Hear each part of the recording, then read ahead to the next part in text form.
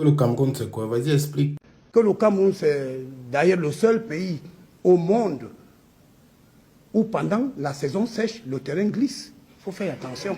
À moins 24 heures du lancement de la campagne présidentielle, le ministre de l'administration territoriale dénonce l'existence présumée de plateformes clandestines destinées à diffuser de faux résultats après le scrutin. Le MINAD, au cours de ses investigations, vient de mettre main sur une plateforme conçue par certains politiciens véreux de l'opposition, dédiée exclusivement au recensement frauduleux des bulletins de vote au soir du 12 octobre 2025.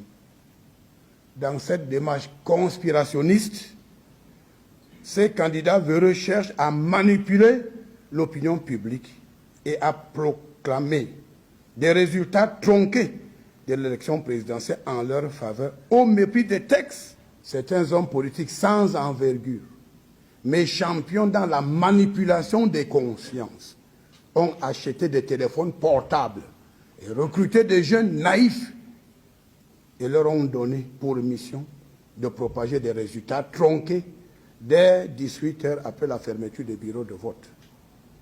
Les forces de maintien de l'ordre ont interpellé certaines personnes avec plus de 300 téléphones portables et ces personnes sont tous passées aux aveux.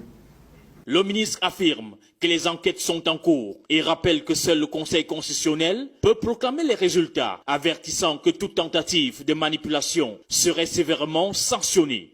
Nous procéderons à des interpellations car les contrevenants qui chercheront à perturber le processus électoral répondront de leurs actes criminels devant les instances judiciaires. Et je promets bien que les séjours en détention seront de longue durée. En tout état de cause, force restera à la loi. Cette sortie, jugée ferme, soulève toutefois des interrogations. S'agit-il d'une mesure de sécurité ou d'une stratégie d'intimidation dans un contexte où le président Paul Biya appelle à la maturité des acteurs politiques? Le rôle du ministère, qui conserve des prérogatives en matière de sécurité et d'accréditation malgré les compétences de l'ECAM, alimente également le débat sur l'équilibre entre ordre public, indépendance électorale et respect des libertés.